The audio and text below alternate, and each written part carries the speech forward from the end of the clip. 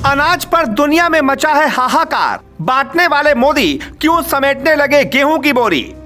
मोदी का फैसला, भारत किसी देश को नहीं देगा गेहूं, क्या आपसे भी लिया जाएगा वापस।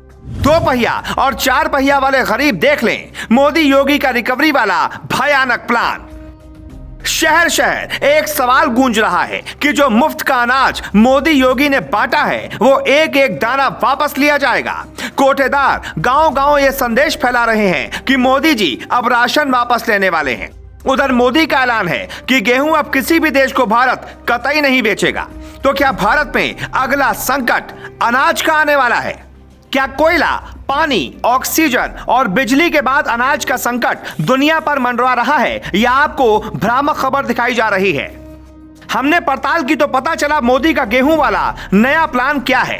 प्रधानमंत्री Narendra Modi one nation one ration card का फॉर्मूला पूरे देश में लागू करने वाले हैं, लेकिन उससे पहले कुछ हलचल है। वो क्या है, जरा सुनिए।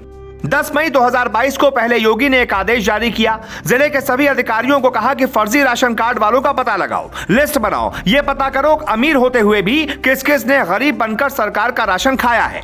4 पहिया वाहन, AC, tractor, harvester, 5 HP generator और 7.5 एकड़ जमीन अगर किसी के पास है तो वो राशन कार्ड के लायक नहीं है।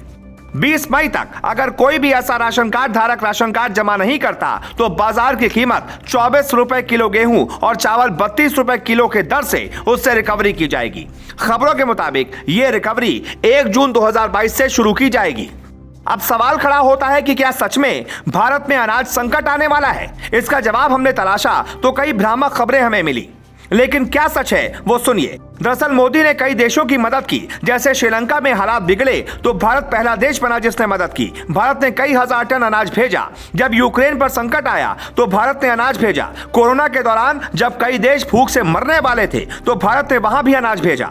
पिछले 1 साल से मुफ्त अनाज की योजना चल रही है। ऐसे में भारत सरकार के पास गेहूं का स्टॉक अब उतना ही है जितने में देश का पेट आसानी से भर जाएगा। तो सवाल खड़ा होता है, यह राशन कार्ड वापस क्यों लिया जा रहा है? तो सुनिए उसकी पूरी सच्चाई।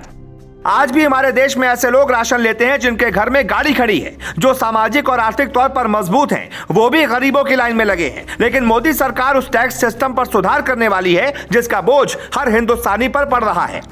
दरअसल एक व्यक्ति को अंत्योदय राशन कार्ड के तहत 2 रुपए किलो के हिसाब से 35 किलो गेहूं मिलता है। मान लीजिए 1 किलो गेहूं की मार्केट में कीमत अगर 20 रुपए है तो एक व्यक्ति पर सरकार को 700 रुपए का नुकसान होता है। अब सवाल उठता है, मोदी सरकार के पास पैसे कहां से आते हैं? दुनिया चाहती है कि भारत में डीजल पेट्रोल का दाम घटे, लेकिन हर कोई सरकारी लाभ लेकर सरकार के राजकोषीय व्यवस्था को बिगाड़ रहा है, जिससे सरकार जहां पैसा लगाना चाह रही है वो न लगाकर ध्यान मुफ्त योजनाओं पर ही है। ऐसे में मुफ्त में उन्हें मिलना चाहिए जिनको इसकी सख्त जरूरत है। हमारे देश में जाति के आधार पर आरक्षण दिया जाता है, लेकिन मोदी सरकार आर्थिक आधार पर अनाज देने वाली है। आप ब्राह्मण हैं या नहीं, दलित हैं या नहीं, यह तय नहीं करेगा, बल्कि तय होगा आपके पास पैसे हैं या नहीं। पंजाब में बिजली मुफ्त की योजना में केजरीवाल सरकार ने सवर्ण जातियों और बाकी जातियों में भेदभाव किया।